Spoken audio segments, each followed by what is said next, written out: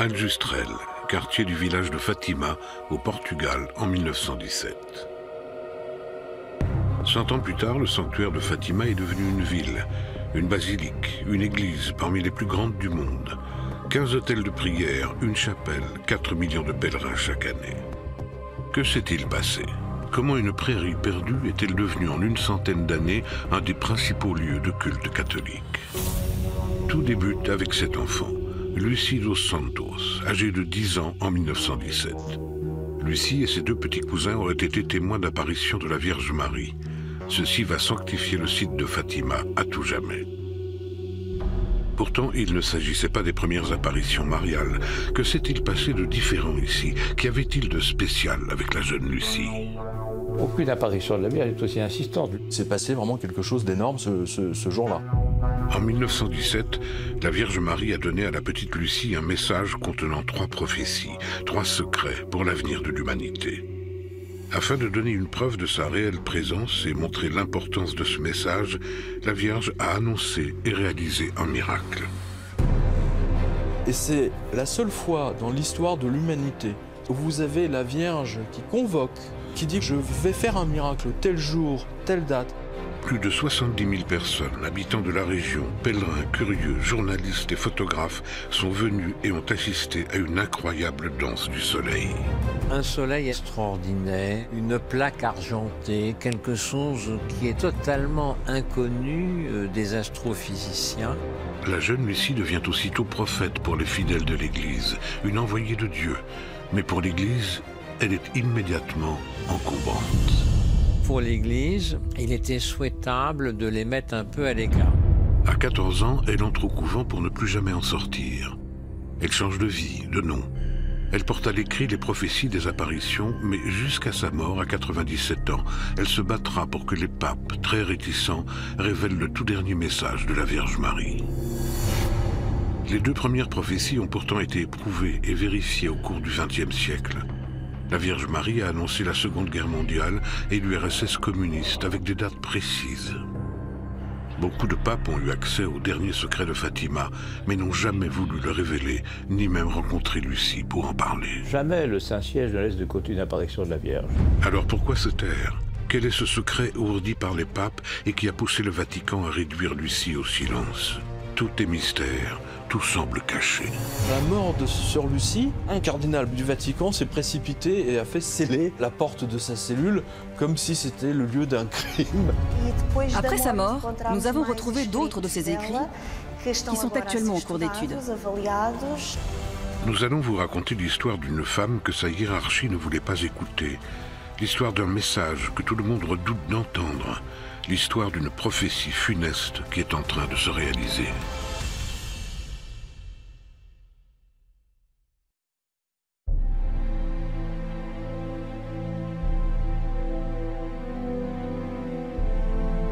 « 1917, la Première Guerre mondiale fait rage en Europe depuis déjà 3 ans. C'est une période extrêmement intense. C'est le moment peut-être le plus désespéré de la guerre, où on pense qu'elle ne finira jamais. Et le Portugal n'y échappe pas. Depuis le 9 mars 1916, les soldats portugais sont sur le front et combattent l'Allemagne. On a le sentiment que Dieu abandonne les siens. Qu'est-ce que c'est que cette guerre épouvantable? 1917, des millions d'hommes vont s'entretuer, les yeux dans les yeux, avec une cruauté monstrueuse. Entre 1915 et 1917, c'est en pleine guerre mondiale. C'est important car les messages de la Dame ont concerné la guerre et la paix, ont concerné l'enfer et les flammes de l'enfer. C'est en effet pendant cette période de troubles profonds que l'histoire des secrets de Fatima commence.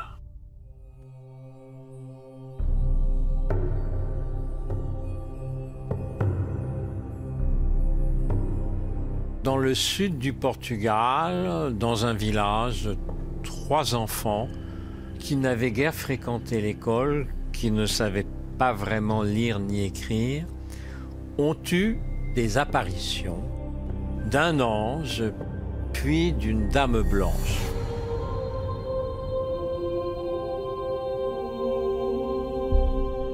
Jacinthe, qui vient d'avoir 7 ans, son frère François 9 ans et leur cousine Lucie 10 ans, vont être les témoins les plus jeunes et les plus médiatisés d'apparitions de la Vierge Marie.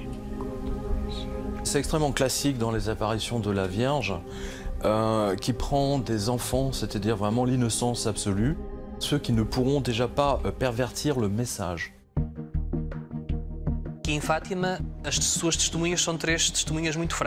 Les témoins de Fatima sont fragiles. Ce sont 3 enfants analphabètes qui venaient d'un petit village en haut d'une montagne. Ils ne savaient rien sur le monde, sauf qu'il était en guerre, et ce parce qu'ils avaient de la famille engagée dans le conflit. François, Jacinthe et Lucie vivent ici, dans ces petites maisons. Leur quotidien est aussi simple que leurs conditions de vie, s'occuper des brebis et aller à la messe. Les petits bergers, les 3, sont très très pieux. Ils ont une éducation catéchétique. On leur apprend sans arrêt le sacrifice. Et quand ils voient que les brebis ont faim, ils donnent leur goûter. Ils ont une notion très profonde du péché. Lucie, la plus âgée, est différente. Elle manifeste très tôt l'envie de prier, d'aller à la messe. Dès l'âge de 6 ans, elle commence à apprendre et réciter ses prières sur son chapelet.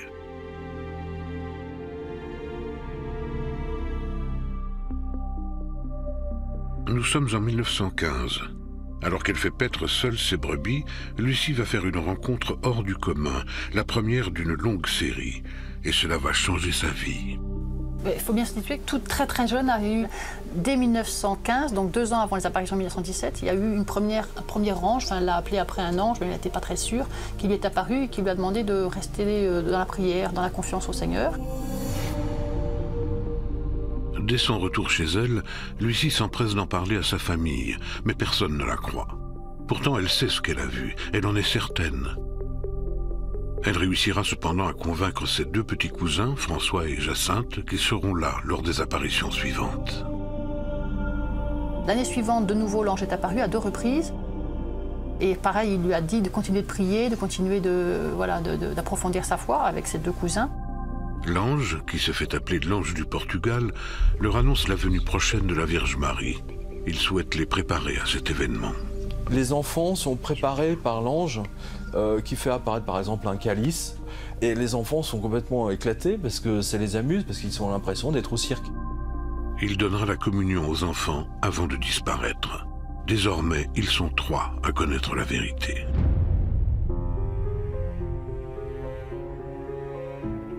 L'année suivante, le 13 mai 1917, Lucie, Jacinthe et François promènent leur troupeau de brebis sur les prés de la Cova da Iria, à côté de Fatima. Et soudain, il y a un coup de tonnerre. Ils pensent qu'il va y avoir un orage, ils veulent se mettre à l'abri, et ils voient une grande lumière et une dame dans cette lumière. Nous étions en train de jouer, François, Jacinthe et moi, quand soudain nous vîmes sur un petit chêne vert une dame toute vêtue de blanc, plus brillante que le soleil. Nous nous arrêtâmes, surpris par cette apparition. Il est midi quand cette dame s'adresse à Lucie. Elle leur demande de revenir le 13 juin à la même heure, mais de ne le dire à personne. Tous les 13 du mois pendant l'année 1917, Marie va apparaître sur cette colline de la Justérelle. Et puis Jacinthe est tellement éblouie par l'apparition, est tellement heureuse, qu'elle ne veut pas se dire sa langue, c'est une petite fille de 8 ans. En rentrant au village, la petite Jacinthe en parle quand même à ses parents. En quelques heures, tout le village est au courant. Le mois suivant, le 13 juin 1917, ce sont plusieurs dizaines de personnes qui accompagnent les 3 petits bergers. Ils les voient en transe, récitant le chapelet, mais ne perçoivent aucune apparition. Lucie, François et Jacinthe voient la Vierge Marie et écoutent ses demandes. Elle insiste notamment sur l'importance de la prière et de la dévotion. Mais la Vierge va faire aux enfants une terrible annonce. J'emmènerai bientôt François et Jacinthe au ciel. Mais Lucie, tu resteras encore ici quelque temps. Jésus veut se servir de toi pour me faire connaître et aimer.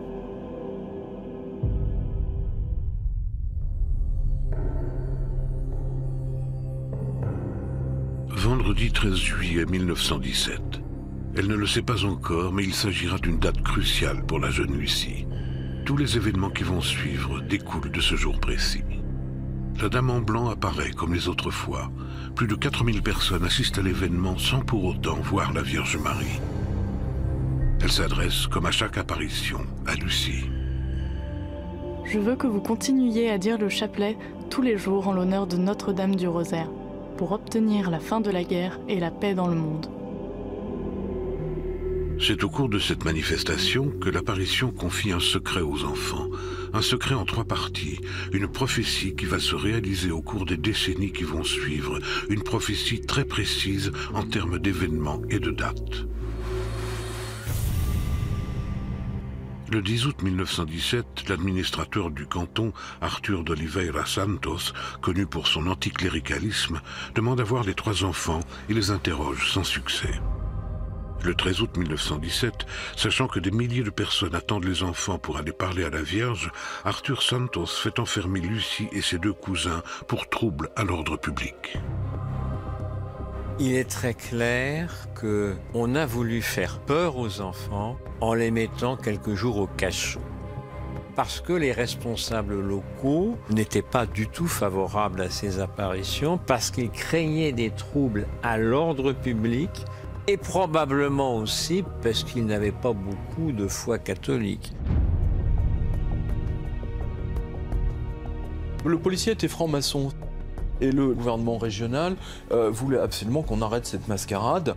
Il ne faut pas oublier que nous sommes dans un État laïque, anticlérical, un État franc-maçon donc qui lutte ouvertement contre toutes les formes de religion. Pendant ce temps, presque 18 000 personnes sont au rendez-vous du 13 août 1917 sur la Cova da Iria. Les gens ont vu des phénomènes lumineux et puis un coup de tonnerre aussi, alors que le ciel était parfaitement dégagé. Donc, comme si la Vierge voulait montrer qu'elle était quand même là, même si les enfants n'étaient pas là. Ce sont des enfants qui ont été mis en prison. En conséquence de quoi, Lucia a supplié la Vierge de donner un signe. C'est à regret et sous la pression populaire que l'administrateur les relâche le 15 août 1917. Les 3 sont rapidement sortis de prison. Ces enfants ensuite n'ont plus été inquiétés. Et le dimanche 19 août, alors que les enfants font paître leur troupeau sur la Cova da Iria, la Vierge leur réapparaît. Lors de l'apparition du 19 août, sœur Lucie dit à la Vierge « Tu dois faire un miracle pour que tout le monde nous croie. » Et la Vierge lui répond « Sois tranquille, le 13 octobre, il arrivera quelque chose. » 2 mois plus tard, nous sommes le 13 octobre 1917, date à laquelle la Vierge a promis un miracle. Le fait le plus important de Fatima n'est pas vraiment la date du 13 mai 1917, contrairement à ce que les gens disent. C'est bien la date du 13 octobre, le miracle du soleil. Le jour J, la police était là, l'armée était là, parce qu'ils étaient persuadés que les enfants allaient se faire massacrer, parce qu'il ne se passerait rien. Vous avez eu 70 000, 80 000 personnes qui se sont rassemblées sur un champ, parce que la Vierge les avait convoquées quasiment 60 ou 90 jours à l'avance.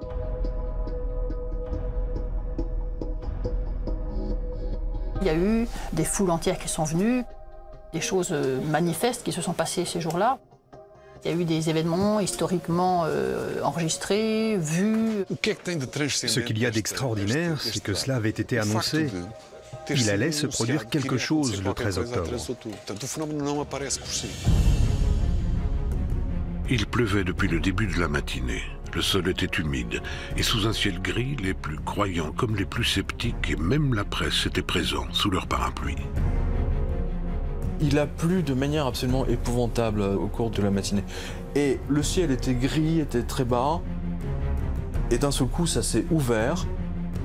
Les gens regardaient en l'air, et tout à coup, le soleil s'est mis à bouger, et ensuite se précipiter sur eux. Les spectateurs ont rangé leurs parapluies et ils purent admirer l'étrange balai d'un soleil devenu mobile qui, en se rapprochant du sol, fit tout sécher, vêtements et boue. Un soleil assez extraordinaire, une plaque argentée, quelque chose qui est totalement inconnu des astrophysiciens. Au moment de l'apparition, tout s'éclaire. Le ciel redevient bleu. Le soleil continue à bouger durant 10-15 minutes. Il monte, descend et fait plusieurs rotations. Et ensuite, le soleil est revenu à sa place. Et l'événement a été vu, certains disent à 4 km, d'autres à 60 km à la ronde.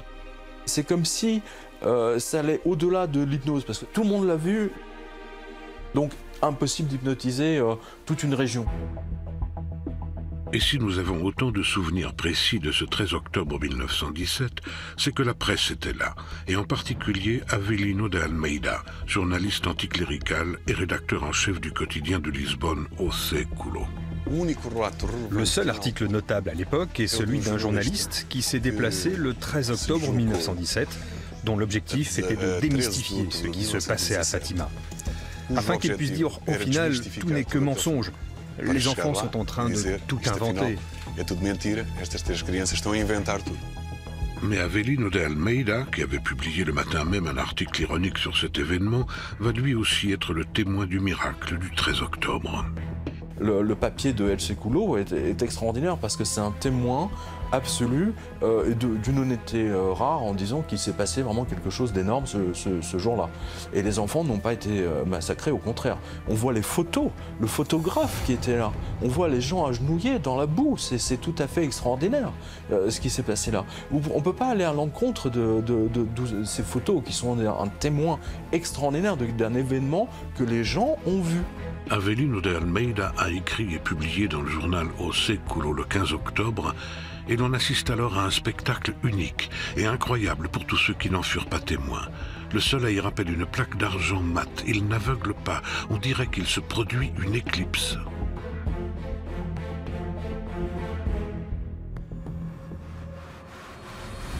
Trois bergers, 6 apparitions, un secret et surtout un miracle. La Vierge Marie a voulu que tous croient les enfants et que tous les hommes croient en elle. La seule fois dans l'histoire de l'humanité où vous avez la Vierge qui convoque, qui dit « je vais faire un miracle tel jour, telle date ». Aucune apparition de la Vierge est aussi insistante. Ce miracle a été réalisé pour appuyer le message du 13 juillet 1917, les révélations faites à Lucie pour sauver les hommes.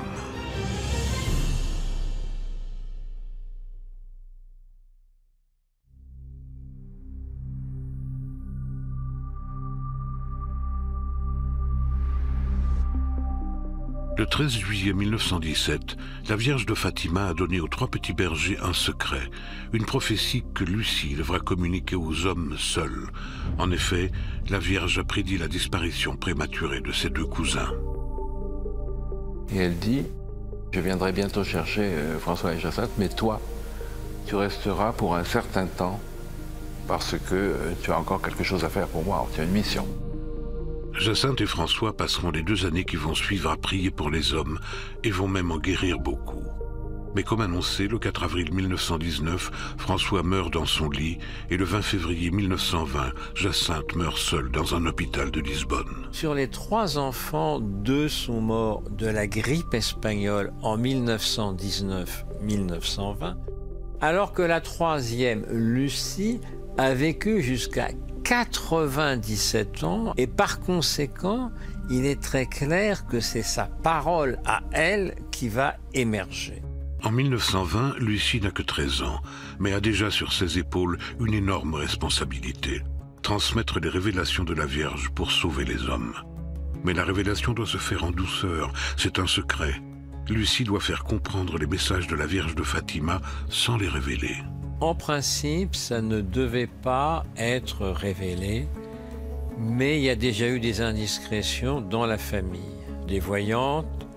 Ensuite, ça a été révélé à partir de 1942. Pourquoi 42? Peut-être parce que c'est la guerre, tout simplement, de nouveau. En effet, les révélations concernent la guerre et la paix dans le monde et comment sauver l'humanité.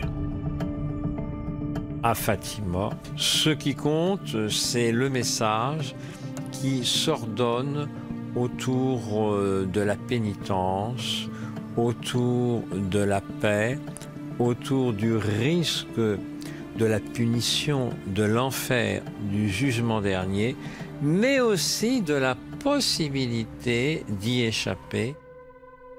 Dans la première partie du secret, la Vierge Marie a montré à Lucie et ses cousins une vision proche de l'Apocalypse de Saint Jean. Notre-Dame nous montra une grande mer de feu, et plongés dans ce feu, les démons et les âmes avec une forme humaine. Ils flottaient dans cet incendie et retombaient de tous côtés, avec des cris et des gémissements qui horrifiaient. Si notre bonne mère du ciel ne nous avait pas promis de nous emmener au ciel, je crois que nous aurions été morts de peur. La première partie du message, c'est vraiment une mise en garde contre le mal qui est en train de monter, contre l'enfer qui existe vraiment, les flammes, la damnation éternelle, la brûlure sans cendre, etc. Qui fait peur à ses enfants d'ailleurs. Les flammes de l'enfer, c'est un grand classique. Partout, on rôtit dans les flammes de l'enfer. Donc ça, c'est la vision traditionnelle. Et puis, il y a le feu de la Première Guerre mondiale. Il faut se rappeler qu'en 1917, on était en pleine Première Guerre mondiale. Donc il y avait beaucoup de craintes de la population portugaise pour tous les soldats qui étaient partis au front. En avril 1917, le premier soldat portugais est mort sur le front de la Somme. Et donc ça a provoqué un choc dans le pays. C'est une période extrêmement intense. C'est le moment peut-être le plus désespéré de la guerre, où on pense qu'elle ne finira jamais. Et les enfants disent, eh bien écoutez, peut-être il faut prier, peut-être il faut faire pénitence. Ce premier secret concerne donc la Première Guerre mondiale qui ne finira que si les hommes se mettent à prier pour leurs âmes. Sinon, ils iront en enfer. C'est une prédiction qu'on peut qualifier de classique, que l'on retrouve dans d'autres apparitions de la Vierge. Sauf que la deuxième partie de la révélation va être beaucoup plus précise. Elle donne par exemple les moyens d'échapper à cet enfer. Elle demande d'abord la dévotion à son cœur immaculé comme intercession pour la paix. Cette protection dans le cœur de Marie, c'était pour dire ceux qui se confieront à moi, ceux qui prieront, ils ne risqueront rien, ne mourront pas, ne seront pas pris par le mal. Et ensuite, il y a peut-être le moyen de ne pas aller en enfer ou d'en sortir. C'est-à-dire la paix, la conversion, la prière, et puis la Russie qui est en train d'abandonner la foi chrétienne pour le communisme. La Russie. Ce pays est bien mentionné dans la deuxième partie du secret de Fatima. La Vierge Marie met la Russie en cause dans la paix future des hommes. Elle est même encore plus précise. Si l'on ne cesse d'offenser Dieu, sous le pontificat de Pie XI, commencera une guerre pire encore. Pour l'empêcher, je viendrai demander la consécration de la Russie à mon cœur immaculé. Sinon, la Russie répandra ses erreurs à travers le monde, provoquant des guerres. Diverses nations seront détruites. Après cette consécration au corps de Marie, on s'est rendu compte que Marie avait demandé ça aussi pour la Russie tout entière, en disant que c'est à cause de l'erreur de la Russie qu'il y aura de nouveau un grand conflit mondial. La Vierge prédit en effet la Seconde Guerre mondiale si la Russie persiste dans ses erreurs. Si vous ne changez pas d'attitude, vous allez tous vous entretuer jusqu'au dernier. Elle promet même un signal d'alerte qui sera visible par tous les hommes, tout comme le miracle du 13 octobre 1917 à Fatima. Et elle dit, je ferai un miracle que tout le monde pourra voir, croire. Lorsque vous verrez une nuit illuminée par une lumière inconnue, sachez que c'est le grand signe que Dieu vous donne, qu'il va punir le monde de ses crimes par le moyen de la guerre. Et ce signe, tout le monde l'a vu. Dans la nuit du 24 au 25 janvier 1938, une lumière rouge des plus étranges a été vue dans toute l'Europe, au Canada, en Afrique et en Asie. 2 mois plus tard, la Seconde Guerre mondiale commençait avec l'annexion de l'Autriche par les Allemands. Et on a vu malheureusement ensuite la Seconde Guerre mondiale, la Shoah, la bombe atomique, les drames des totalitarismes nazis, staliniens, qui, à chaque fois, ont voulu la grandeur de l'homme avec un grand H, ont voulu supprimer Dieu, et en supprimant Dieu au nom de l'homme avec un grand H, ont massacré des millions et des millions et des millions d'hommes. Comment ne pas être troublé par ces événements? La Russie est pour la Vierge la source de la guerre ou de la paix à venir. Elle annonce le mal que va faire au monde la Russie. Quelques mois après ces révélations à Lucie, en octobre 1917, la révolution bolchevique va transformer la Russie pendant plus de 70 ans. Il y a eu un régime athée qui s'est installé en 1917 en Russie et qui a vécu jusqu'en 1990. Un système politique qui veut créer le paradis sur Terre et qui, pour créer ce paradis sur Terre, va dire l'ennemi de l'homme, c'est Dieu. L'ennemi de l'homme, c'est la religion. Les enfants n'ont pas pu inventer cette histoire. Nous sommes seulement en mai 17 et la révolution est en octobre. Or, elle le décrit avec force conviction. Or, c'est impossible que cette chose ait été inventée. Lucie et ses cousins étaient totalement ignorants. En 1917, ils ne pouvaient imaginer que la guerre se terminerait et aucun ne savait ce qu'était la Russie.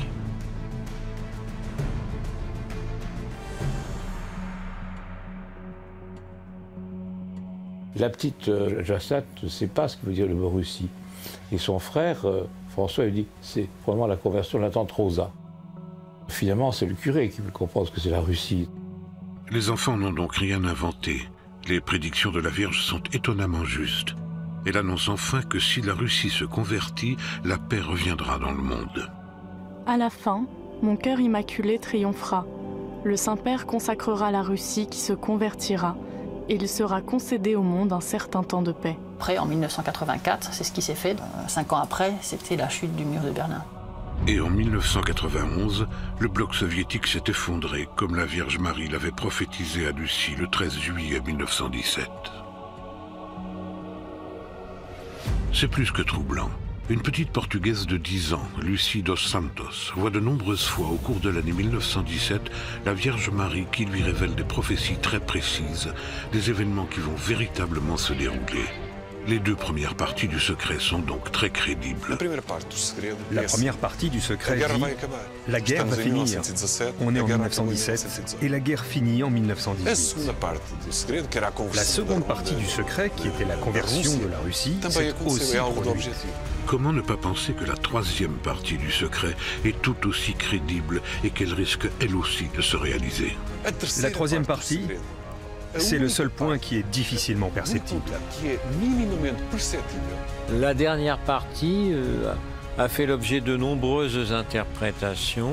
Selon Lucie, la Vierge Marie lui aurait demandé de ne pas révéler ses messages, en particulier ce troisième secret, avant l'année 1960. Après la mort prématurée de Jacinthe et de François, Lucie se retrouve seule dépositaire des 3 secrets de Fatima. Et tout le monde, du grand public au Vatican, va tenter de lui arracher ces secrets.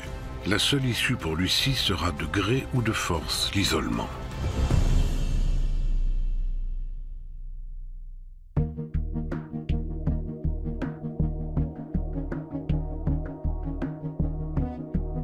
Lucia de Jesus Rosa dos Santos naît le 22 mars 1907 à Aljustrel, près de Fatima.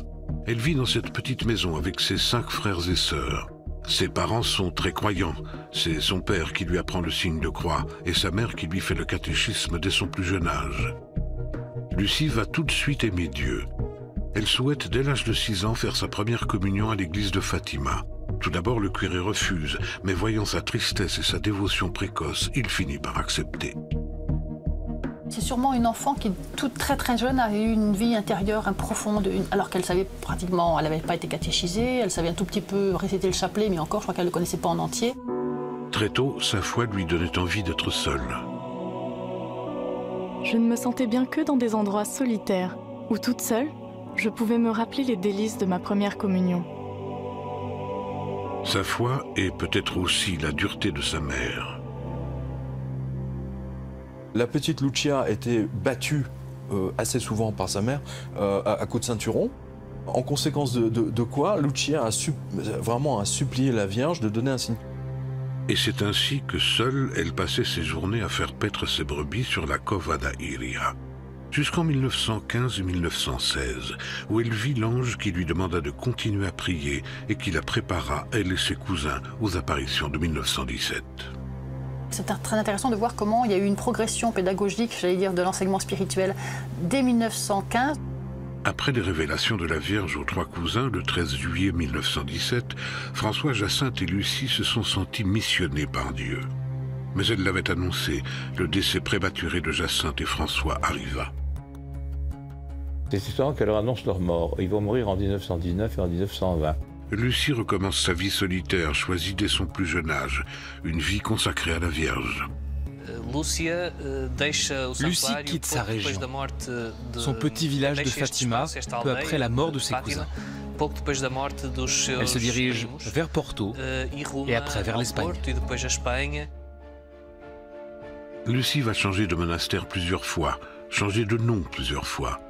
Lucie s'isole de plus en plus, de gré ou contrainte par le Vatican. Dans les deux cas, il fallait de toutes les manières fuir sa popularité. Quand vous êtes témoin d'un événement extraordinaire, tout le monde va vous interviewer. Que ce soit Bernadette Soubirous ou Lucie, elles ont été effectivement l'objet d'une certaine curiosité. Cette curiosité a déplu car on leur a demandé 100 fois, 1000 fois de raconter la même chose. Pour le Vatican aussi, cette situation est insupportable. Des dizaines de milliers de personnes à travers le Portugal et l'Europe ont entendu parler de Lucie et des miracles de Fatima. La foule est chaque jour plus nombreuse à la Cova da Iria. Lucie est adulée, presque considérée comme une sainte. Alors que justement, elle avait reçu des secrets de la Vierge Marie. Alors que justement, c'était la confidente de Marie. Elle aurait pu rougir d'orgueil. Et l'Église est embarrassée par cette situation. Pour l'Église, il était souhaitable de les mettre un peu à l'égard de la curiosité. On avait peur qu'elle réponde un peu à côté de la plaque, car Lucie n'était pas une grande intellectuelle. On avait peur qu'on lui pose des questions pièges. Le Vatican est très partagé sur ces événements de 1917 à Fatima. On hésitait. Lucie était-elle une voyante ou une folle? L'Église a été d'abord très réticente. Les curés des paroisses, les évêques ont d'abord estimé que c'était quelque chose sans intérêt et même de peut-être dangereux. C'est seulement 4 ans après, en 1921, que l'Église permet la célébration de la première messe à Fatima. Pendant 4 ans, Fatima n'existe pas pour l'Église. Et en 1921, le Vatican admet Fatima comme lieu de culte. Et puis, quand les curés, les évêques ont vu qu'il y avait du monde, qu'il y avait à Fatima comme à Lourdes des chrétiens sincères, qui venaient là, qui priaient, qui disaient le chapelet, ils ont autorisé les croyants à rendre un culte à Fatima. Mais sans reconnaissance officielle des événements de 1917, le Vatican ne pouvait toujours pas se prononcer sur Lucie et donc la laisser à la portée des fidèles.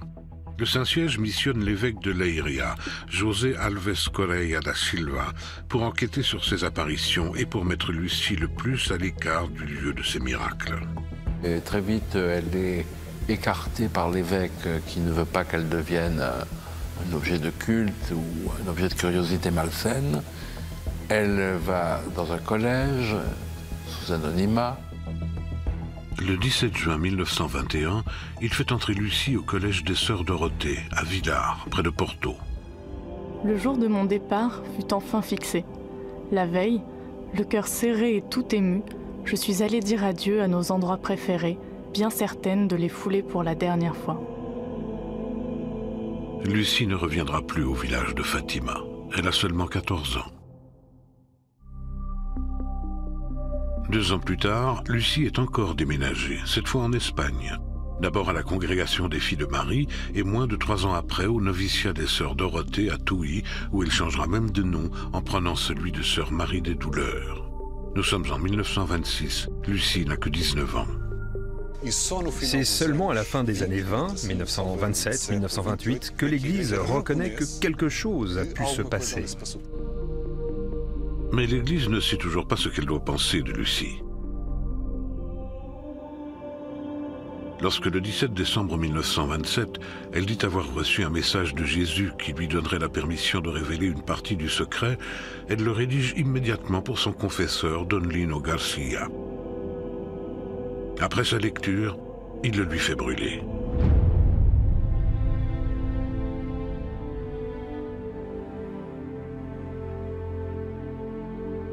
1930. L'évêque de Leiria, José Alves Correa da Silva, et donc l'Église reconnaissent le miracle de Fatima.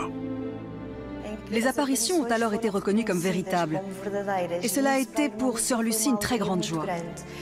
Elle pensait qu'il y avait quelque chose d'important que lui confiait la Vierge. Elle devait le transmettre. Lucie va enfin pouvoir révéler les 2 premières parties du secret. De 1935 à 1940, elle écrit à ses supérieurs pour leur dire l'importance de la consécration du monde et de la Russie au cœur immaculé de la Vierge Marie. Le reste de sa vie, après les apparitions, a été vécu en fonction des messages que la Vierge lui avait transmis. Elle a eu comme mission principale de divulguer au monde entier le message de la Vierge. Mais elle n'aura jamais de réponse de ses supérieurs. Parmi eux, toujours l'évêque de Leiria, celui qui a placé Lucie en Espagne, loin de Fatima. Nous sommes en 1939. La Deuxième Guerre mondiale a éclaté, comme l'avait annoncé la Vierge à Fatima. Et le nouveau pape, Pie XII, est élu en mars. Une nouvelle période semble s'ouvrir et Lucie sait que désormais, elle devra passer par les papes pour communiquer au monde les messages de la Vierge. La figure du pape a été très importante dans la vie de sœur Lucie. Elle essaie de les convaincre que ce message a une valeur futuriste, qui fait qu'il faut que se méfient, que surtout ils encouragent la consécration du cœur de la Vierge à la Russie et ailleurs.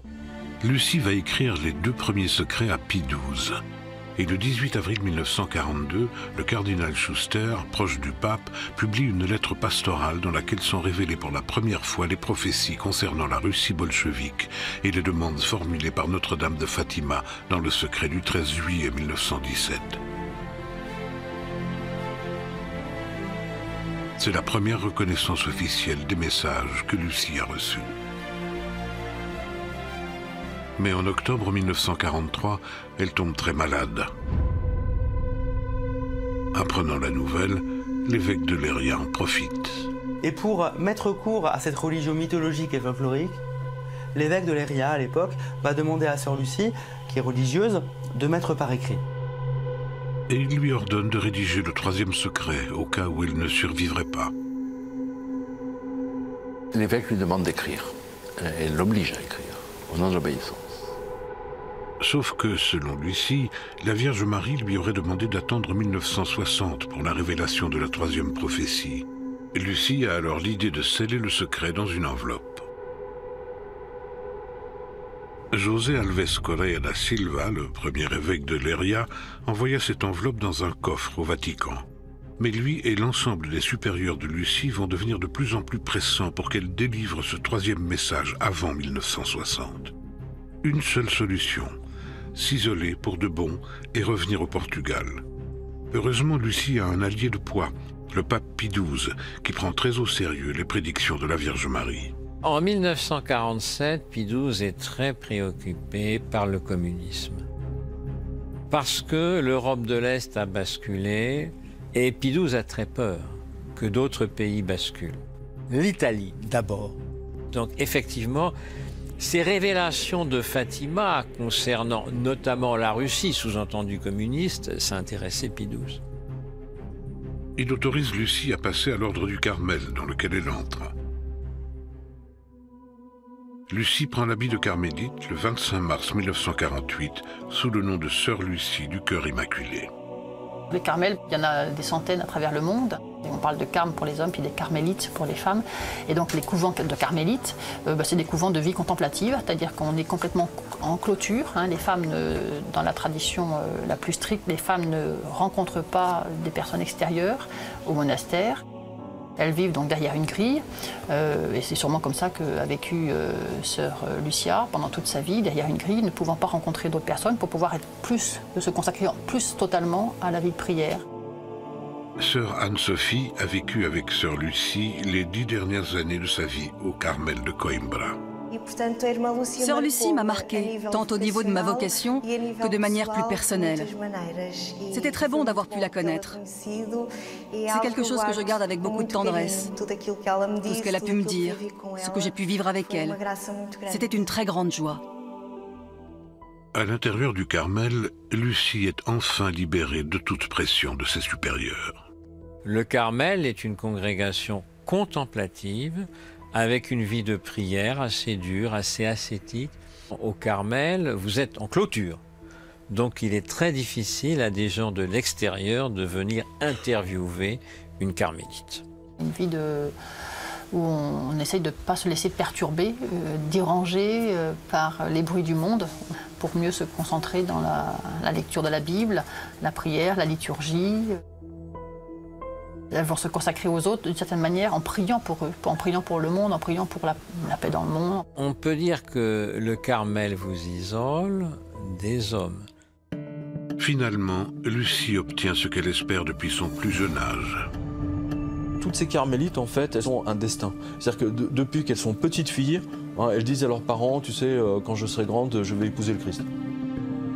Une vie de solitude consacrée à Dieu. Avec une différence de taille, Lucie est la seule à connaître la dernière partie du secret de Fatima. Il ne fait aucun doute que pour Lucie, depuis toute petite, c'était très important d'avoir vu la Vierge. C'est ce qui a complètement changé sa vie, comme celle de Jacinthe et François. Elle ne pouvait plus continuer à vivre la vie normale qu'elle avait jusque-là.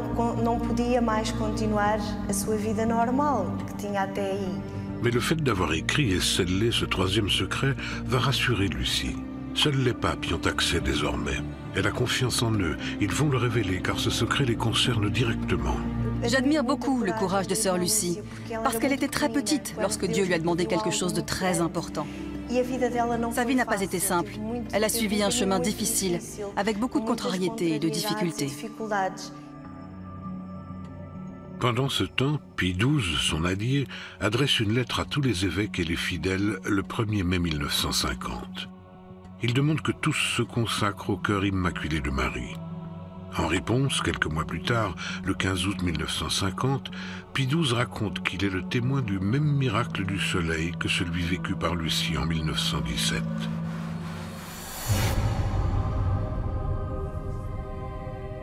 Le 13 mai 1956, le cardinal Angelo Roncalli, patriarche de Venise, se rend à Fatima, où il préside le pèlerinage du 25e anniversaire de la consécration du Portugal au cœur immaculé de Marie.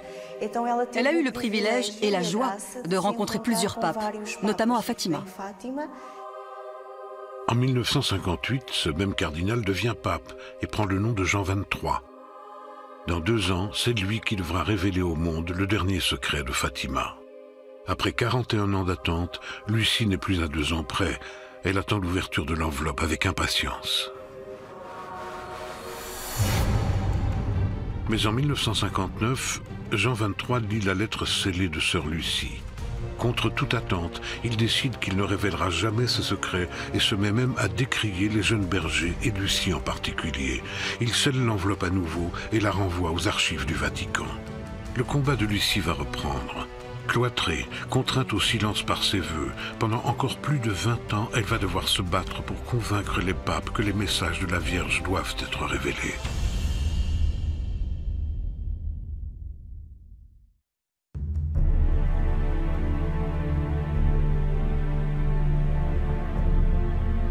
Tout le monde attend la révélation de la dernière partie du secret, croyants et non-croyants.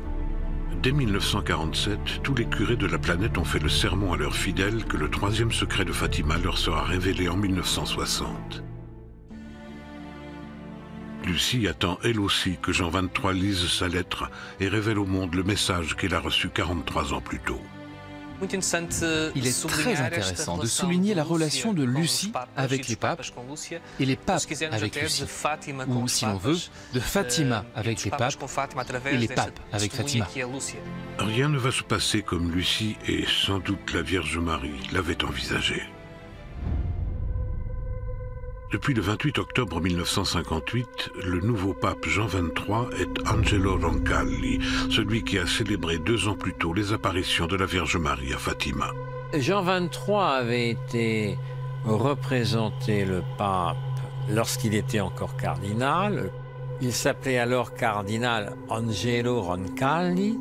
Il était allé à Lourdes, il était allé à Fatima.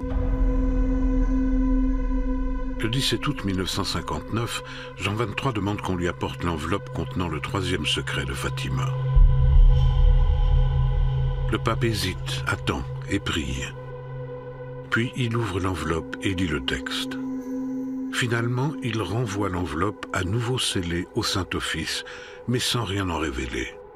Pourquoi? Quel est ce secret inavouable? Jean XXIII était avant tout un diplomate. Il se méfiait énormément de tout ce qui pouvait laisser penser que l'Église était un peu naïve, un peu superstitieuse. Il avait peur du ridicule. Ces histoires de secrets, c'était pas tellement le style de Jean XXIII. En 1960, pourtant, nous sommes en pleine guerre froide. Le secret de Fatima déjà révélé, à savoir le danger de l'URSS pour le monde, est bien réel. Il savait très bien ce qu'un auditoire pouvait accepter ou pas. Mais il savait aussi que ce qui était contenu dans les messages dits de Fatima, c'était très important. Et lui-même avait bien vu ce qu'était le communisme. Il savait très bien que c'était une menace considérable pour de nombreux pays. Alors Fatima, ce message sur la Russie, la conversion de la Russie, tout ça, c'était important. Jean XXIII écrira qu'il se montre préoccupé par le message de Fatima. J'ai consacré ma vie et le sacrifice de tout mon être à la participation à cette grande entreprise, la conversion de la Russie à l'Église catholique. Jean XXIII a donc officiellement admis que les deux premiers secrets étaient crédibles. Les papes sont frappés par le fait que la Vierge apparaisse. Ils ne peuvent pas contester cette idée que des enfants, qui sont des âmes pures, reçoivent un message qui leur est adressé à eux, qui sont en fait des innocents et qui sont un peu analphabètes. Mais alors, pourquoi occulter la troisième partie du secret? Que pouvait-il y avoir d'écrit sur ce papier pour que le pape en refuse la révélation? Inutile d'effrayer le monde. Les porteurs de mauvaises nouvelles ne sont jamais les bienvenus. Donc je dis, bon, on met ça au rebut. L'a-t-il vraiment mis aux oubliettes? Jean XXIII a pourtant mis en place un des actes les plus importants du Vatican au XXe siècle, le Concile de Vatican II, la plus grande réforme de l'Église moderne.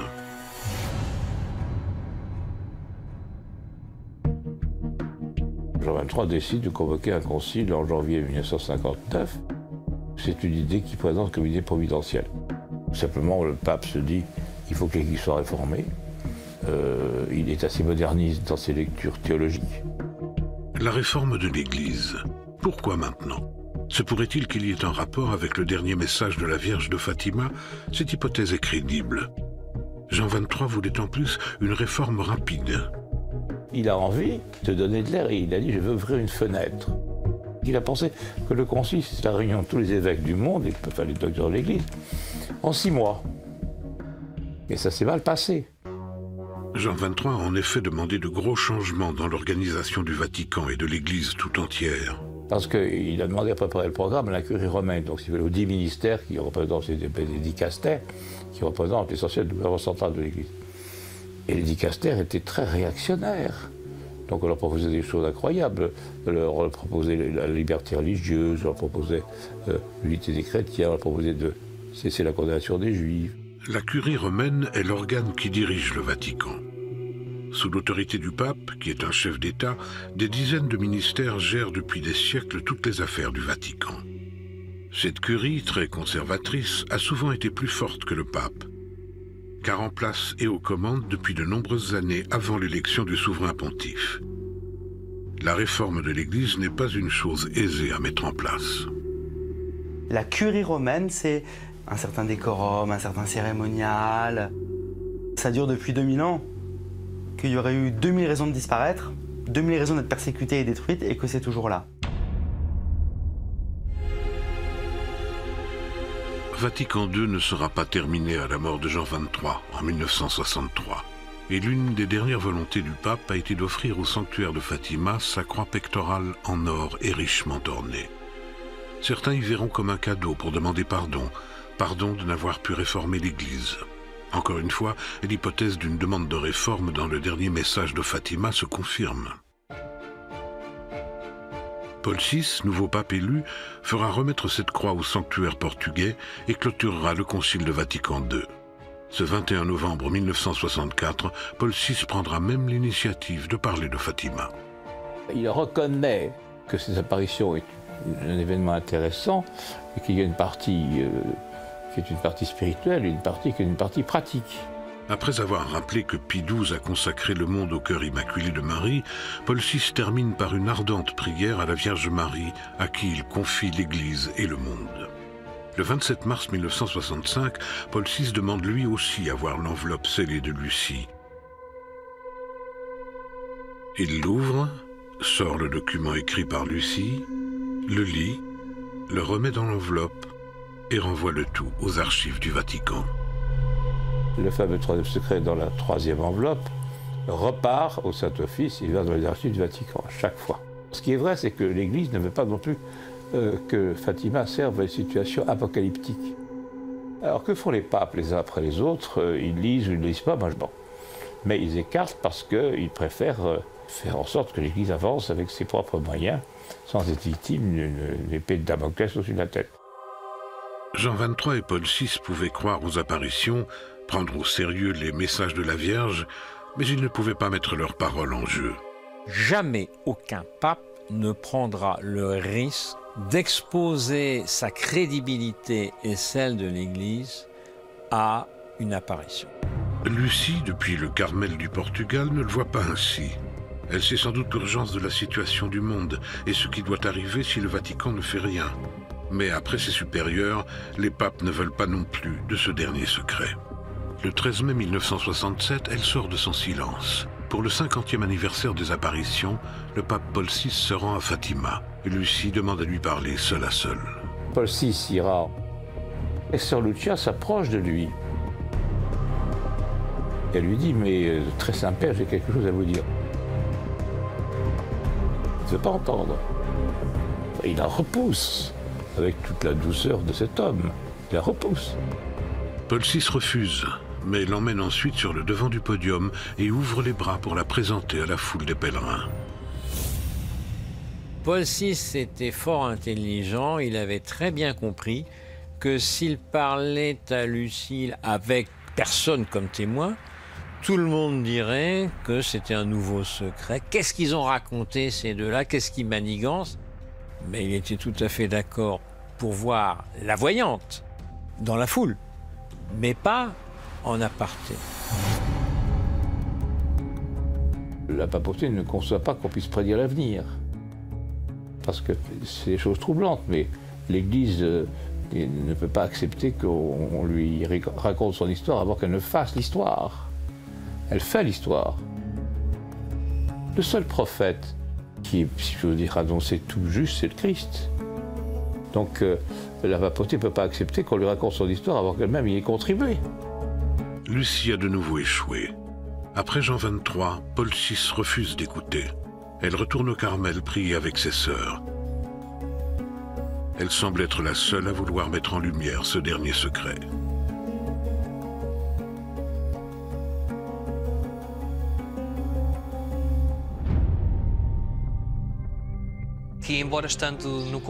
Bien qu'elle soit au couvent, éloignée du reste du monde, elle est le témoin de l'événement de Fatima. Et pourquoi c'est important de le souligner? Parce que la figure du pape est centrale dans le message de Notre-Dame de Fatima. Car pour Lucie, le dernier secret concerne en priorité un pape, et pire encore, l'assassinat d'un pape, et elle voudrait l'empêcher. Et la troisième partie, c'est cette grande vision qui a été rendue célèbre en 2000, là, quand elle a été révélée, de cet homme en blanc qui marche, accompagné de plusieurs autres, une foule, vers une montagne sur laquelle se dresse une croix en bois, et qui est frappé par des flèches, des projectiles, et qui meurt. Un homme en blanc qui meurt sous des projectiles. Pour Lucie, c'est le pape. Elle veut à tout prix le protéger. Mais il lui faudra attendre 10 années supplémentaires pour enfin pouvoir le dire à un pape. Le 6 janvier 1977, un cardinal du nom d'Albino Luciani, futur pape Jean-Paul Ier, vient à Fatima et se rend même au Carmel de Coimbra, celui de Sœur Lucie. Albino Luciani, qui s'appelait Albin égal blanc, reçoit la sœur Lucia et elle lui raconte le troisième secret. Il est tellement ému qu'il sort de l'entretien d'un poste secrétaire particulier, plus pâle que la mort, parce qu'elle lui explique que ce sera un homme blanc. Lucie lui révèle que le troisième secret concerne l'assassinat d'un évêque en blanc, donc le pape. La troisième partie du secret nous renvoie précisément à cette image. Nous voyons un évêque vêtu de blanc, suivi d'une foule de croyants, de religieux, de prêtres et de laïcs qui offrent leur vie pour cette ville en ruine. Le futur pape Jean-Paul Ier le prend pour lui. Et Lucie, ce jour-là, lui fait même une prédiction personnelle. Sœur Lucie fait partie des nombreuses voyantes qui ont prédit que ce pontificat serait très très court. Celui qui va devenir Jean-Paul I est venu la voir. Et elle l'a regardé dans les yeux et elle lui a dit « Pour vous, les jours du Christ ». Et il n'a pas compris. Il a fait exactement 33 jours en tant que pape. Le 26 août 1978, le cardinal Albino Luciani devient Jean-Paul Ier. On ne sait pas s'il a pris connaissance du troisième secret, mais il dit « Si je vis, je retournerai à Fatima ». Il n'en eut pas le temps, il décède un mois plus tard. La prophétie du dernier secret s'est-elle enfin accomplie? Non, le message disait que le pape allait mourir assassiné par une balle. Après les révélations de la Vierge à Fatima en 1917, Lucie a tenté de prévenir sa hiérarchie, mais on l'a éloignée. Elle a tenté de prévenir les papes directement, mais on ne l'a pas cru. Pourtant, le prochain pape pourrait être celui désigné dans la troisième partie du secret. Ce nouveau pape est élu le 16 octobre 1978. C'est un Polonais, né après 1917.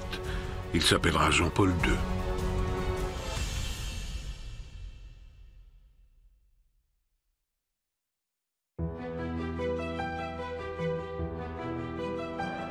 Le 16 octobre 1978, Jean-Paul II est élu pape.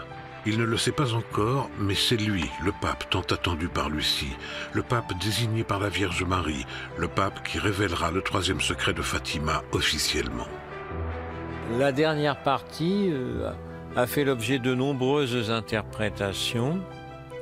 Elle était assez orientée vers le pape, et on pense à Jean-Paul II le 13 mai 1981. Jean-Paul II, au début de son pontificat, ne pense pas vraiment à Fatima.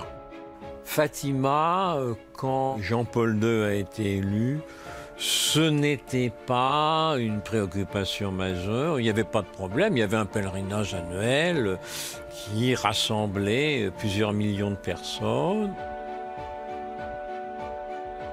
Mais l'attentat, effectivement, a changé beaucoup de choses. Jean-Paul II, qui avait un culte marial plus grand encore que ses prédécesseurs, s'est attaché à la Vierge de Czestochowa en Pologne. La Vierge de Fatima n'était pas une préoccupation majeure. Nous sommes le 13 mai 1981, 64 ans exactement après les premières apparitions de la Vierge. Il était à Rome pour célébrer les apparitions de Fatima et il a subi un attentat. Le 13 mai, c'est un mercredi, au coup de 3h30, alors que le pape faisait son tour en papa mobilé, au pied de la porte de bronze, Ali Aksa et un complice lui ont tiré dans le ventre. Mehmet Ali Aksa, un jeune Turc de 23 ans, déjà condamné dans son pays pour assassinat, fait feu sur le pape avec un pistolet automatique 9 mm à une distance de moins de 6 mètres. Jean-Paul II est atteint par 3 balles.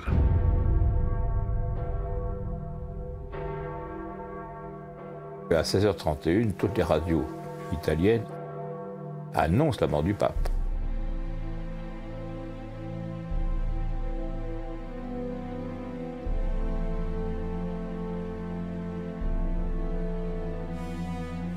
Il est vrai que Jean-Paul II aurait dû succomber à une telle agression.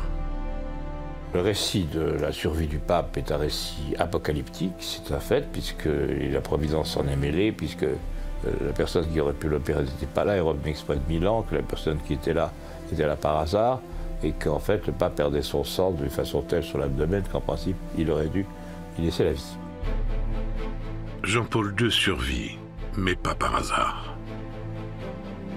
Jean-Paul II a dit qu'il avait senti qu'une main avait fait dévier la balle qui aurait dû normalement perforer son cœur. Il aurait dû mourir sous la balle de Aliaca. Certains auraient calculé l'angle de tir et la trajectoire probable du projectile et que le projectile aurait été dévié dans le corps même de Jean-Paul II. Je crois au miracle. Je crois très possible qu'effectivement cette déviation de trajectoire ait eu lieu et que le pape ait été vraiment sauvé en même temps le jour de anniversaire des apparitions. Alors, la grande phrase, qui est une très très belle phrase, c'est que la main qui a tiré sur moi a été déviée par une main qui a empêché ma mort. Jean-Paul II n'a aucun doute concernant celle qui a détourné cette balle. Il s'agit bien de la Vierge Marie, la Vierge de Fatima. C'est à ce moment-là qu'il décide d'associer, si je veux dire, dans son esprit, la Vierge Stekova et la Vierge Fatima. Jean-Paul II échappe à cet attentat. Et il a cru jusqu'à la fin de sa vie que c'était grâce à l'intervention de Notre-Dame de Fatima. Il n'est pas mort car Notre-Dame de Fatima ne le voulait pas. Il a tout de suite dit, dès qu'il a retrouvé tous ses sens, dès qu'il a été conscient, qu'il fallait qu'il remercie la Vierge de Fatima, que c'était elle qui l'avait protégé. Le 17 mai 1981, au service des soins intensifs, le pape lit dans un micro de Radio Vatican, d'une voix faible, tremblante et brisée par la douleur, un Regina Coeli très bref. Ici Radio Vatican. Chers frères et sœurs, je sais que ces jours-ci, vous êtes unis avec moi. Merci. Je suis très ému par vos prières et vous bénis tous. Je prie pour le frère qui m'a tiré dessus, que j'ai sincèrement pardonné. Je vous offre mes souffrances pour l'Église et pour le monde.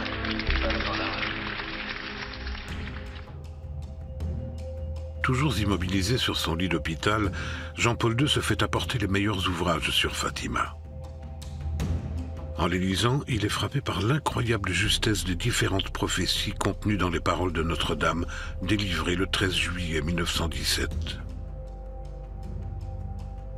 Lorsqu'il y a eu cet attentat, il est tout à fait normal que Jean-Paul II ait songé à Fatima, dont les secrets seraient en partie liés d'une part à la Russie, devenue communiste, et d'autre part, pour un troisième secret, à un homme en blanc, qu'on dit être le pape, qui aurait été victime de soldats, d'adversaires. Donc il a pensé à ça, c'est normal. Nous sommes le 18 juillet 1981.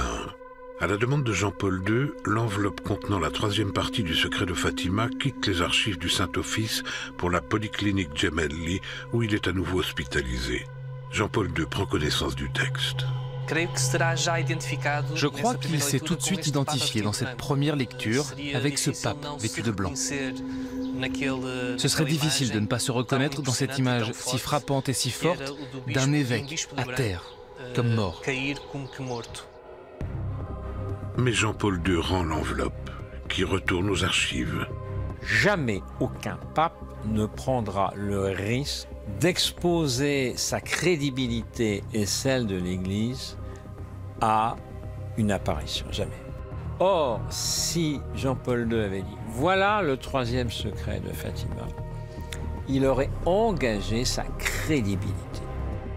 À moins que ce dernier secret ne contenait d'autres révélations. Dans tous les cas, son pontificat va être totalement bouleversé à partir de ce moment. C'est à partir où Jean-Paul II décide ça, ça change tout. Parce qu'il va se rendre l'année d'après à Fatima. Il va y aller ensuite 3 fois de suite, toujours à 13 mai. Il va béatifier les pastoraux. Il va recevoir Sœur Lucie. Enfin un pape considère que Lucie est un personnage primordial, incontournable. Quelque chose les a symboliquement unis de manière très concrète.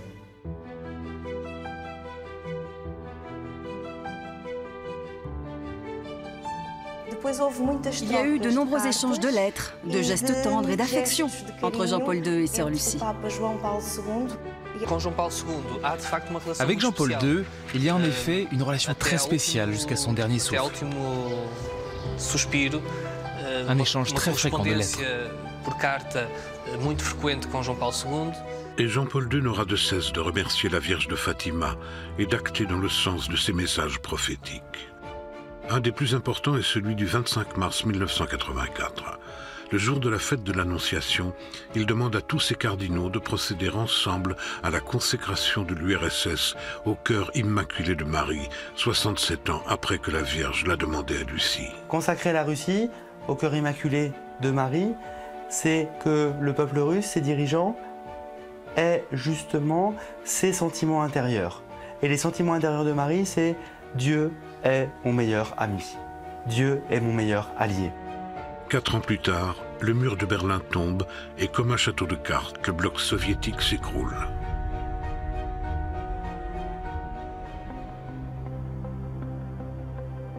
Ce n'est pas le seul fait troublant sous le pontificat de Jean-Paul II. Il va également offrir une des balles qu'on a tirées sur lui en 1981.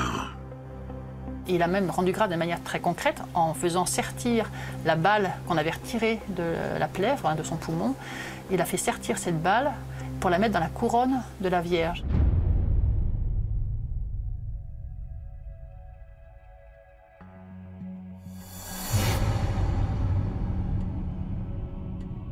Et pour montrer sa reconnaissance, il vient à Fatima l'année suivante, en 1982. Il apporte la balle qui avait été retirée de son corps et offre cette balle à la Vierge. On a découvert que sous cette couronne, il y avait un orifice où la balle a été placée, exactement dans cet espace où elle est toujours aujourd'hui. Sans colle, sans aucune fixation, ça donne l'impression que la balle était prévue pour être exactement à cette place. Ce qui est extraordinaire, c'est que la balle qu'il a remise se logeait exactement au centre de la croix qui est au centre de la couronne, comme si l'emplacement avait été prédestiné. Le pontificat de Jean-Paul II sera unanimement applaudi. Il a modernisé l'Église, malgré la curie conservatrice. Il a été celui qui a décidé de révéler le dernier secret lors de la béatification de François et Jacinthe, les cousins de Lucie, partis trop tôt.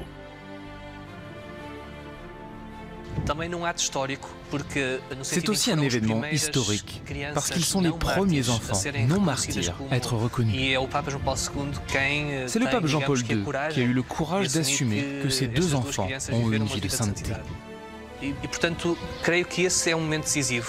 Je crois que c'est un moment décisif, car en 2000, il comprend qu'il est temps d'offrir au monde entier cette troisième partie du secret. Le 26 juin 2000, dans la salle de presse du Vatican, journalistes, photographes et télévisions du monde entier accourent pour la divulgation du secret de Fatima par le cardinal Joseph Ratzinger, futur pape Benoît XVI, et son secrétaire à la congrégation de la doctrine de la foi, le cardinal Tarcisio Bertone. Ce sont eux qui ont préparé cette révélation. Vediamo qui raffigurata in un'istantanea e con un linguaggio simbolico di difficile decifrazione la Chiesa dei martiri del secolo ormai trascorso. Nessun grande mistero viene svelato, il velo del futuro non viene squarciato. Lucie a réussi à transmettre le message de la Vierge grâce à Jean-Paul II. Et toujours, il gardera avec Sœur Lucie une relation particulière, comme s'ils étaient tous les deux des survivants, grâce à Marie. Et la dernière chose que Lucie fait en pleine conscience, c'est de lire la carte que Jean-Paul II lui envoie. Il lui souhaite du bien dans ce moment difficile, l'approche de sa mort. Ils ont même échangé un chapelet, leur dernier chapelet à tous les deux. Elle est même décédée avec ce chapelet dans les mains. C'était comme un signe de l'union entre elle, le Saint-Père et l'Église. Ce chapelet avec lequel elle avait prié, nous l'avons fait remettre à Jean-Paul II. Et selon le secrétaire du pape, lui aussi est décédé avec le même chapelet entre les mains. Le 13 février 2005, Lucie peut enfin reposer en paix après 87 années à garder en elle le secret, après l'avoir transmis au pape Jean-Paul II, qui la rejoindra le 2 avril de la même année. L'histoire se conclut-elle ainsi? La Vierge Marie a annoncé la Deuxième Guerre mondiale. Elle a lieu. Elle demande qu'on consacre la Russie à son cœur immaculé. Jean-Paul II le fait, et quelques années plus tard, le bloc soviétique s'effondre. Elle prévient qu'un pape va mourir sous une balle, et cette balle se place exactement sous la couronne de la statue de la Vierge de Fatima. L'histoire se terminerait ainsi, sauf que... Mais c'est pas un troisième secret. Notez bien que le pape Jean-Paul II n'est pas mort dans l'attentat. Jean-Paul II n'est pas mort. Il a été sauvé par la Vierge. Quelque chose ne colle pas dans les prophéties. L'attentat du pape ne serait donc pas le troisième secret, ou ne serait-ce qu'une partie de cette dernière prophétie? Est-ce que ça concerne l'attentat contre Jean-Paul II? Je ne sais pas. Je ne sais pas. Depuis la révélation de l'an 2000, ce dernier secret ne convainc pas. Il est pour beaucoup incomplet. Trop de questions restent sans réponse. Je pense que ça peut être à double sens, cette vision. Elle peut peut-être aussi laisser présager quelque chose de futur. Et d'ailleurs, pourquoi Jean-Paul II a-t-il déclaré, en parlant du dernier secret, « Nous devons nous préparer à subir, dans un temps qui est proche, de grandes épreuves, lesquelles exigeront de nous une disposition qui pourrait nous conduire jusqu'au mépris de la vie. Il n'est plus possible de s'en détourner, car c'est seulement ainsi que l'Église peut être définitivement rénovée. » Pourquoi les papes depuis 1960 semblaient ne pas y prêter attention? Jamais le Saint-Siège ne laisse de côté une apparition de la Vierge. Pourquoi la description du troisième secret par Lucie semble-t-elle plus longue? Le message global qu'elle propose est de 22 lignes, c'est très long pour un discours. D'autres hypothèses ont alors germé. L'assassinat du pape ne serait qu'une image, un symbole qui expliquerait un phénomène plus profond, la fin de la papauté. Dans le troisième secret de Fatima, il y avait l'annonce de l'effondrement de l'Église. La fin de la papauté, la fin de l'Église, déjà exprimée dans une autre prédiction bien connue du Vatican, la prophétie des papes. Ça correspondrait au fameux texte de Malachie qui dit qu'avec le dernier pape, Vatican, Rome sera détruite.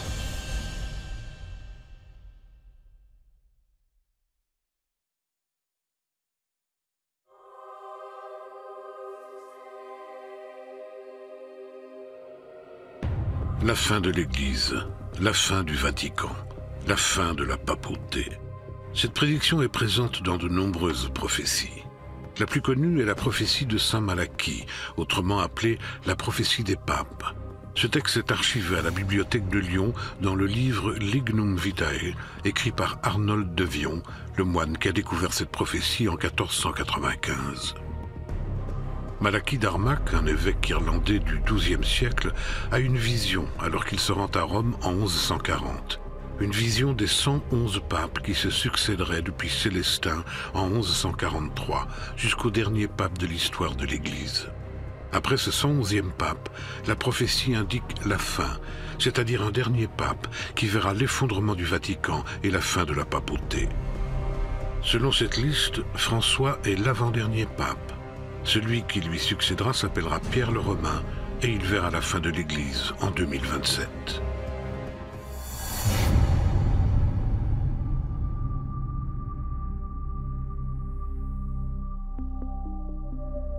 Les différentes enquêtes sur ce document ont montré la troublante similitude entre ces écrits et la liste réelle des papes.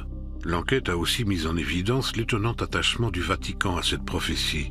La disparition de la papauté fait partie des plus grandes craintes du Vatican. La dernière partie des révélations de la Vierge à Fatima pourrait-elle aussi avoir pour propos la fin de la papauté? Il y a toujours eu dans les messages de la Vierge le sentiment, effectivement, d'une fragilité de la papauté. Sur la forme, comme sur le fond, plusieurs arguments vont dans ce sens. Sur la forme d'abord. Pie XII avait ce secret en sa possession depuis le 4 avril 1957.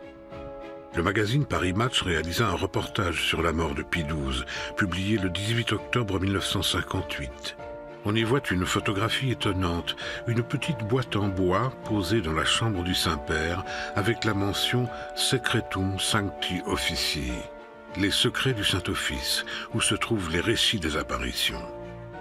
Donc en 1958, le secret n'est pas encore dans les archives du Vatican. Et Jean XXIII, selon la tradition des scellés, a récupéré l'appartement de Pie XII exactement comme il l'avait laissé. On va casser son anneau, on va sceller son appartement pour montrer que, voilà, pour l'instant, il n'y a plus de pape. Pour l'instant, c'est fini. Pour l'instant, il y a une vacance du siège de Pierre. Jean XXIII a eu lui aussi accès à l'enveloppe de Lucie. Ce qui étonne depuis 1960, c'est le dédain officiel de Jean XXIII et même de Paul VI envers ce secret. À chaque lecture du troisième secret, l'enveloppe est ignorée. À chaque fois, le fameux troisième secret dans la troisième enveloppe repart au Saint-Office et va dans les archives du Vatican, à chaque fois. Or, ils ont forcément pris en compte le message de la Vierge. Et tous deux, Jean XXIII et Paul VI, alors qu'ils dénigraient officiellement les prédictions de Lucie, ont consacré leur pontificat à la Vierge de Fatima. Jean XXIII a offert sa croix pectorale au sanctuaire. Et Paul VI enverra une rose au sanctuaire de Fatima. Et lors de la révélation officielle du texte de Lucie le 26 juin 2000, beaucoup d'incohérences sont notées. Le secret est révélé longtemps après l'attentat contre le pape. Peut-être que le Vatican a cru vraiment à cette version qui disait que l'un des leurs subirait tôt ou tard un attentat. Mais pour les catholiques, ça ne tient pas vraiment. Quand ils ont décidé enfin de publier le troisième secret, ils ont encore mis, je crois, au moins 3 semaines avant de le faire. Mais s'ils étaient décidés à le faire, ils pouvaient le faire dès le lendemain. Parce que le portugais est quand même une très grande langue dans ce monde, donc on ne manque pas de gens capables de traduire du portugais dans n'importe quelle langue. En 2005, le secret est officiellement révélé depuis 5 ans. Pourtant, à la mort de Sœur Lucie, le cardinal Bertone du Vatican s'est précipité et a fait sceller la porte de sa cellule comme si c'était le lieu d'un crime. Le même cardinal Bertone qui a révélé le troisième secret à la presse en l'an 2000. Se pourrait-il que Lucie n'ait pas tout écrit dans l'enveloppe donnée au pape? Après sa mort, nous avons retrouvé d'autres de ses écrits qui sont actuellement en cours d'étude. Donc, même le texte officiel peut être mis en doute. D'ailleurs, si Lucie voulait à tout prix rencontrer en personne les papes, ne serait-ce pas pour compléter ce message? Un autre texte a été donné par Benoît XVI en compagnie de Bertone, mais malheureusement ce texte n'est absolument pas crédible. La troisième partie, je pense à l'évidence qu'elle n'a pas été communiquée aux catholiques. Celui qui a fait l'interprétation théologique de ce secret était le cardinal Ratzinger, le futur pape Benoît XVI. Il a fait une interprétation, mais qui n'a pas été bien perçue par les gens. Après la forme, c'est donc le fond de la troisième partie des révélations qui est remis en cause. Ce secret, tel qu'il a été révélé, est certes fort, puisqu'on parle de l'assassinat du pape, mais pas au point que 2 papes se refusent à le communiquer. Et surtout, Jean XXIII disait si les gens connaissaient le secret de Fatima, ils se précipiteraient dans la première église et se mettraient à prier à genoux. Quel pourrait être cet autre secret qui aurait fait si peur au pape? Ce qui est probable, c'est que dans le troisième secret de Fatima, il y avait l'annonce de l'effondrement de l'Église. La troisième partie du secret nous renvoie précisément à cette image. Nous voyons un évêque vêtu de blanc, suivi d'une foule de croyants, de religieux, de prêtres et de laïcs qui offrent leur vie pour cette ville en ruine.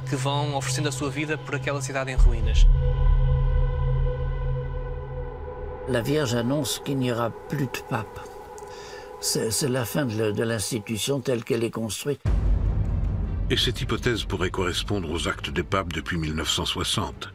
Car depuis Jean XXIII, c'est la réforme de l'Église qui est au centre des intentions, au centre des actions des différents pontificats. Le message de la Vierge Fatima pourrait en effet concerner l'éloignement du Vatican des tâches originelles de l'Église. Vous savez, l'Église, il y a longtemps qu'elle s'est éloignée de la préoccupation des gens normaux, j'entends. Le Vatican, même dirigé par le pape, est une institution sclérosée, gérée par une curie très conservatrice. Jean XXIII a tenté une grande réforme avec Vatican II. Jean XXIII décide de convoquer un concile en janvier 1959. Le pape se dit qu'il faut que l'Église soit réformée. Mais ça s'est mal passé. Paul VI a voulu continuer. Paul VI disait que la fumée de Satan s'était élevée au sein du Vatican. On voit, si vous voulez, la dégénérescence interne du Vatican. Jean-Paul II a tout essayé, mais malheureusement, il s'est heurté à cette autre partie qui a strictement refusé. Benoît XVI n'a même pas essayé. Benoît XVI aurait même démissionné, se sentant incapable de réformer le Vatican. Même Jean-Paul II, qui a transformé l'Église avec des actes très forts d'évangélisation, comme la création des Journées mondiales de la jeunesse ou l'application de Vatican II, n'a pas réussi à faire bouger la curie romaine. C'est pas possible d'aller plus loin. Le Vatican est complètement ficelé par toute une série de cardinaux. En 1984, Benoît XVI, à l'époque encore cardinal Joseph Ratzinger, a répondu à une interview du magazine catholique Jésus. Il révéla avoir lu le Troisième Secret et qu'il se réfère à des dangers qui menacent la foi et la vie du chrétien, et donc du monde. Des paroles confirmées par le troisième évêque de Fatima, Monseigneur Alberto Amaral, dans un discours à Vienne le 10 septembre 1984.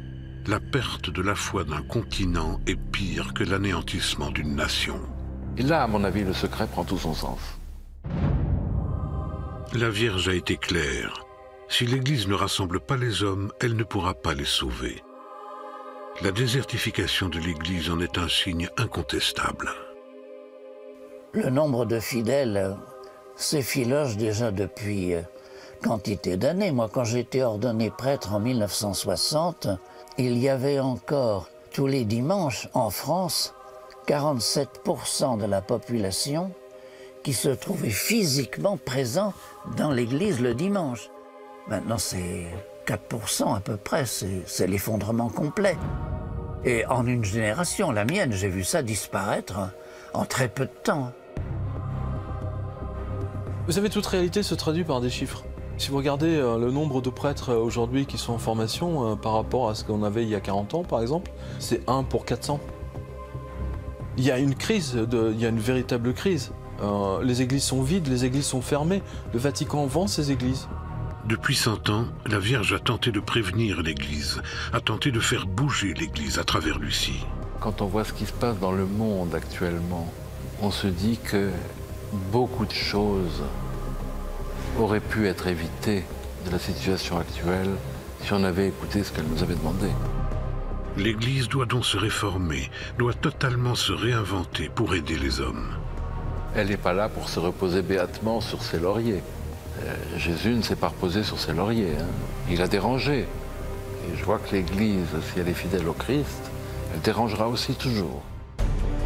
L'Église doit déranger pour sauver les hommes. Et le dernier pape semble être celui qui dérange le plus. Le pape François semble être le plus réformateur des papes. Il dit vouloir revenir aux sources de l'Église, pauvreté, simplicité. Il est en train de demander que l'Église, enfin, revienne aux valeurs évangéliques et soit témoin auprès du peuple, et pas seulement du peuple de Dieu, auprès de ceux qui sont loin, auprès de ceux qui souffrent, auprès des pauvres, etc.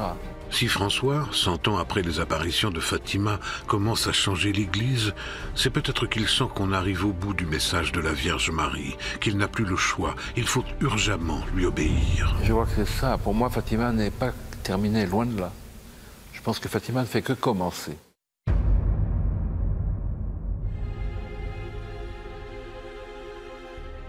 Reste-t-il encore des questions? Pourquoi fallait-il attendre 1960?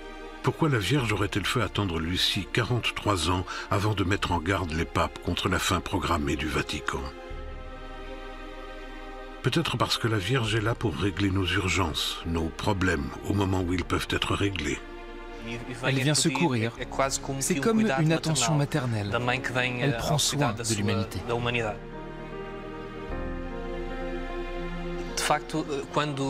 Avant tout, quand Notre-Dame apparaît, c'est toujours en cas d'urgence. Cette urgence se retrouve dans toutes les apparitions mariales. Le 19e siècle et le début du 20e ont été les grandes périodes des apparitions mariales. Fatima, c'est très lié à la Première Guerre mondiale. Lourdes, c'est lié à la maladie, à la tuberculose. La Vierge Marie est en effet apparue à Bernadette Soubirous à Lourdes en 1858 dans la grotte de Massabielle. La jeune adolescente de 14 ans y creusera un trou d'où jaillira une eau qui aurait contribué à 69 guérisons miraculeuses, aujourd'hui reconnues par l'Église. En 1960, les deux guerres mondiales sont terminées. Les maladies les plus graves se guérissent. La prochaine urgence est donc bien de préserver une foi en danger. C'est cela que Lucie a tenté de communiquer toute sa vie. La situation actuelle semble nous faire comprendre que ce message n'a pas été perçu correctement. Trop de conservatisme, pas assez de foi.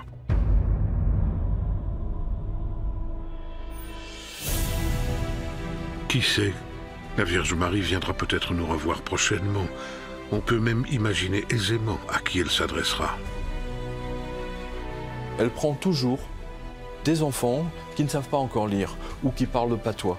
C'était d'abord toujours à des jeunes, à des enfants, des adolescents. À Lourdes, c'est donc Bernadette Soubirous qui a 14-15 ans au moment des apparitions.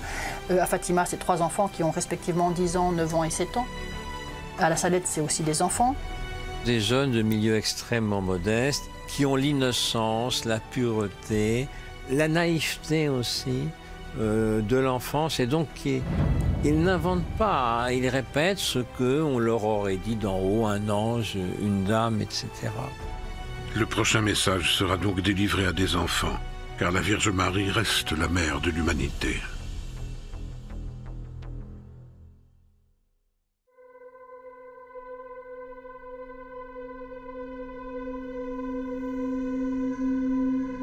Quel que soit le lieu de ces apparitions, la Vierge Marie a une responsabilité envers l'humanité. Plus que jamais, le message de Fatima reste actuel. Le pape François l'a dit récemment, la Troisième Guerre mondiale a déjà commencé. Par morceaux.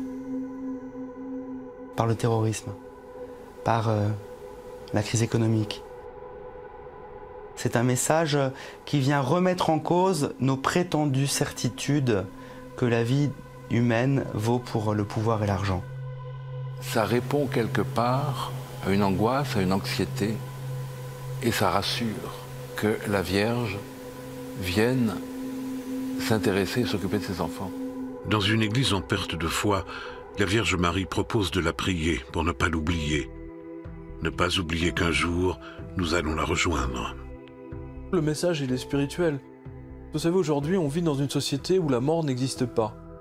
Effacer le vieillissement, effacer l'âge, et techniquement, on veut effacer notre propre mort. La Vierge essaie de nous prévenir qu'il faut également préparer l'autre vie. Même si Lucie a échoué dans la communication de son message aux différents papes, elle a réussi à sanctuariser son village natal. La boucle est bouclée.